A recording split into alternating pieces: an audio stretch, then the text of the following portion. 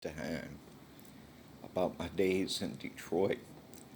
I was there 40, 48 years. I was born at Herman Kiefer Hospital, 1957.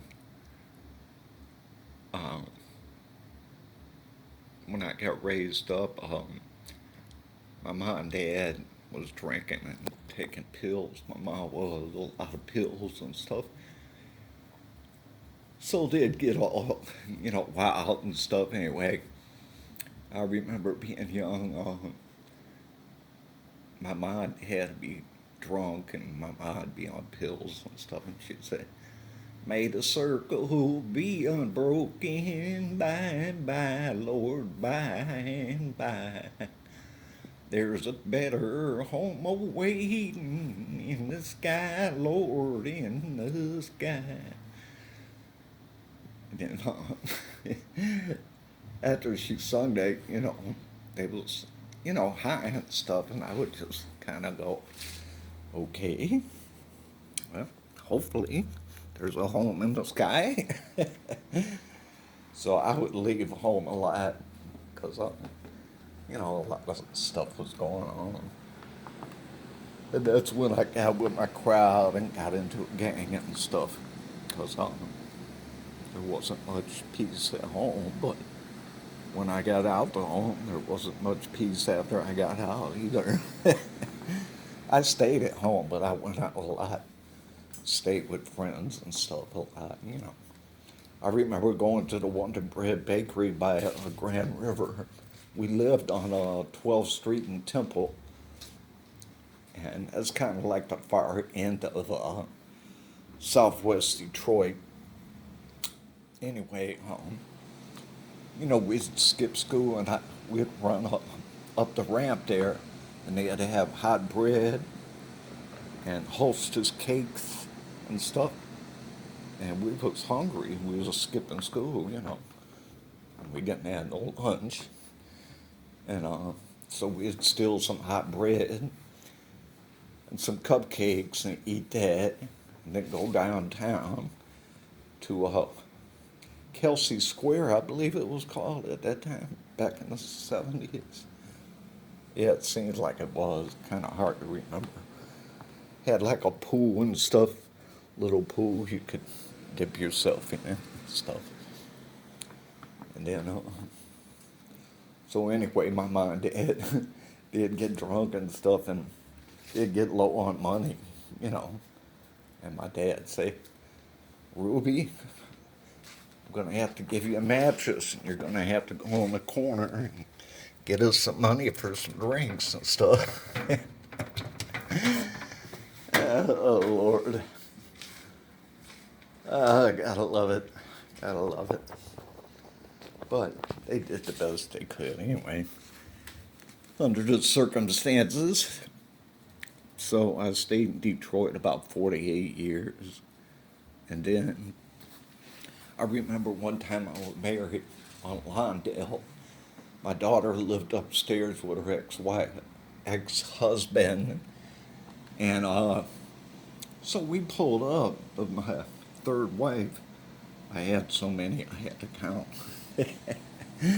My third wife pulled up in front of the house, but she parked a little bit in a parking spot of the neighbor next door, maybe a foot. Well, next thing I know, we was in the house, and somebody come banging at the door, man. I mean, banging. I said, "What the hell's going on here?" So I opened the door, and there was some gang members saying, "You parked in her spot, or some of her spot," and all that. And I said, "Well, okay, don't be tearing my door down, man." So anyway, we went out there to move the car, and I was talking to her through the window. As I was talking to her through the window, the driver's side window, one of the gang members jumped on me, started hitting me, and got me on the hood of the car. So he was, doing a little whipping on me. So I pulled out my keys and I poked him under his eyes. And he started bleeding. So he backed off then, but he backed up about 5 feet. He pulled a gun on me.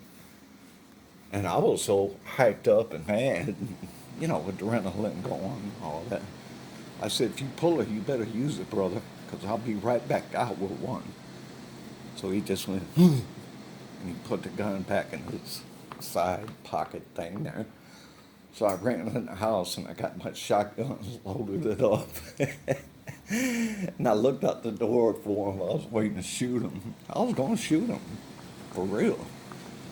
So anyway, he was gone, the one that jumped on me, but another Arabic guy that was in the gang, he was hiding next door to the house that we parked in the parking lot spot. I seen his head and body sticking around the corner looking at me, and I went, boom! And he ran. I don't know if I hit him or what, but anyway, somebody called the cops, and the cops come and said, come out with your hands up, with the big blow horn and shit. So I come out, you know, my hands up, lights on me. It wasn't YouTube lights either. And any day, you know, they put me in the car and they said, well, you're going to jail. And I said, well, these gang members tearing up my door and they jumped on me. So if I go, I go. You know.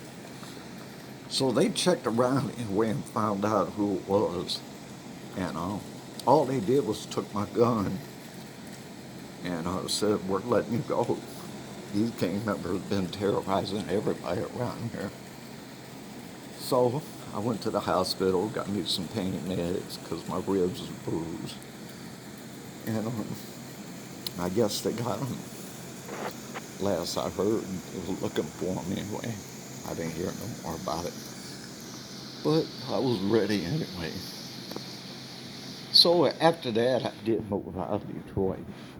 I was about 48 around that time. I said, maybe it's best to get the hell out of here. You know. So, anyway, I survived that one. Just a little short story. This is longer than I usually make. God, I found out, man, I was scrolling how many videos I made. Man, I got to 450 videos. And I said, shh, man, my finger's getting arthritis. So I quit scrolling. So I got to kind of make some longer videos or not make so many videos or something. All right, guys, I'll just tell one of my stories like I usually do. You know, past the time, it's Sunday. So y'all take care of yourselves. Bye.